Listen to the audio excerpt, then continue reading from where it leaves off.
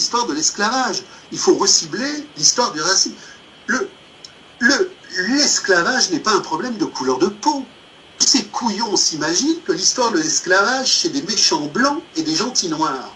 Mais pendant des siècles de l'Antiquité, à la fois tardive, à la fois haute et à la fois basse, l'esclavage, c'est des blancs qui esclavagisent des blancs.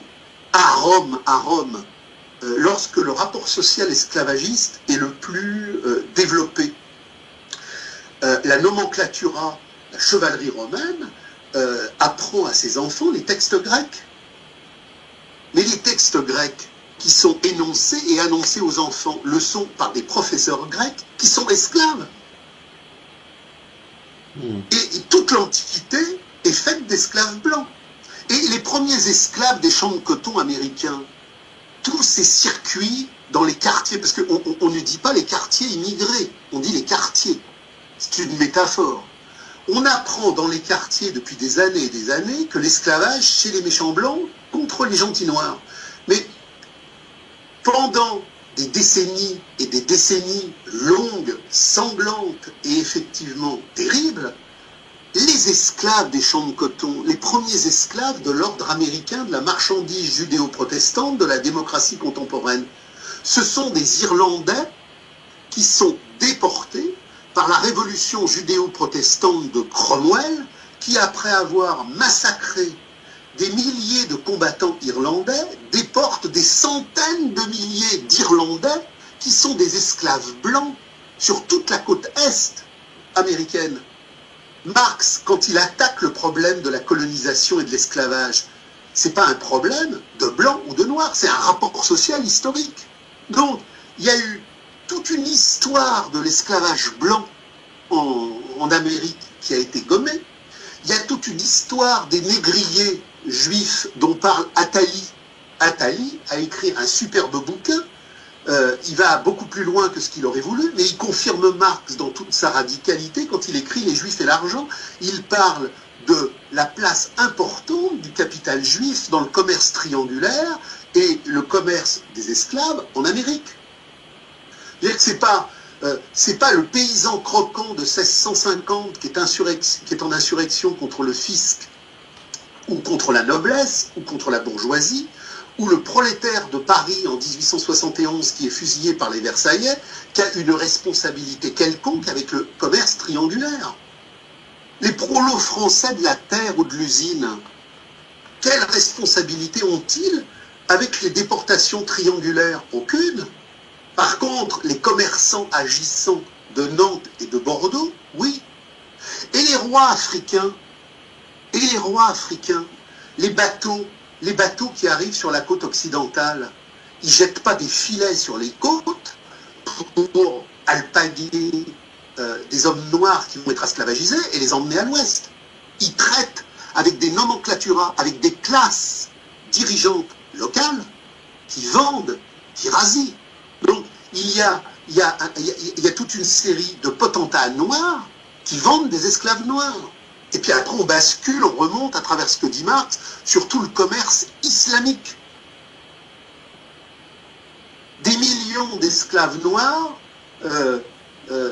castrés ou pas castrés, qui sur les routes partent organiser la rente foncière islamique du despotisme oriental. Quand l'armée française débarque en 1830 à Alger, dans un acte colonial, dans le cadre d'un conflit interimpérialiste, elle libère plein d'esclaves blancs qui sont retenus à Alger. Donc, conscience, radicalité, savoir, insurrection, maximalisme, le problème de l'esclavage n'est pas un problème de couleur de peau. C'est un problème de rapport social, c'est un problème d'historicité, et c'est un problème de nécessité dialectique dans l'oppression de ce qui produit du profit. Donc, il faut tout revoir.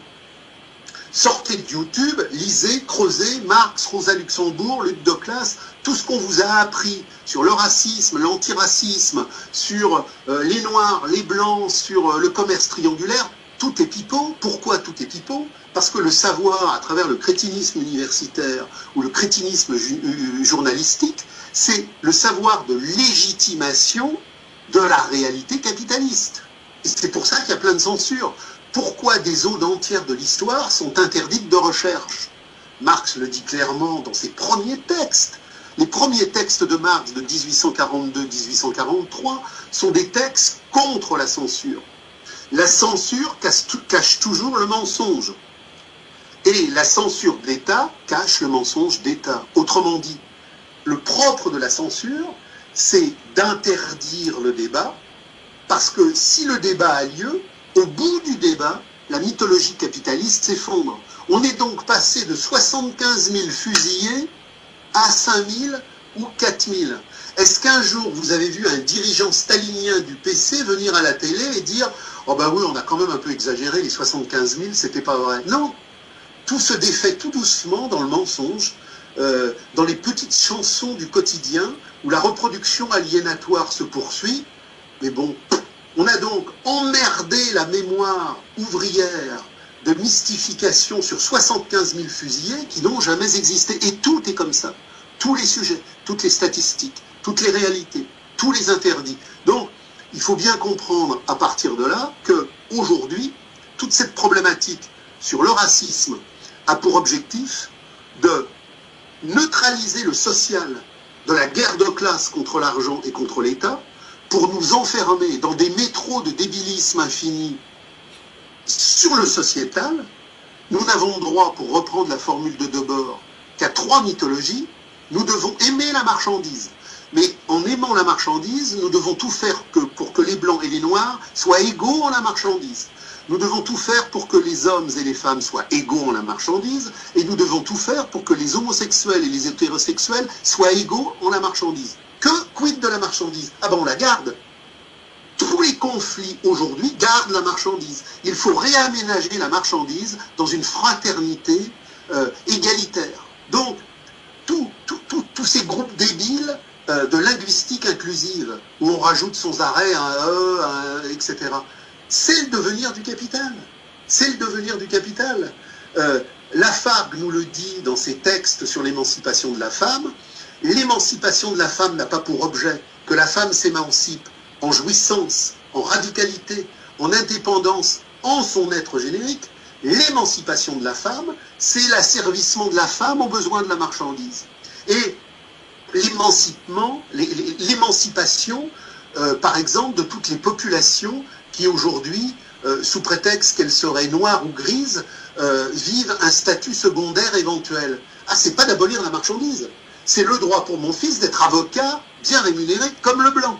Donc, on est aujourd'hui dans la forme supérieure de l'aliénation. Il ne faut plus que personne se batte pour l'abolition de l'argent, pour l'abolition de la marchandise et pour l'abolition de l'État. Nous devons tous faire des messes permanentes pour la réorganisation et l'égalité en l'argent, en l'aliénation, en le despotisme et en la misère.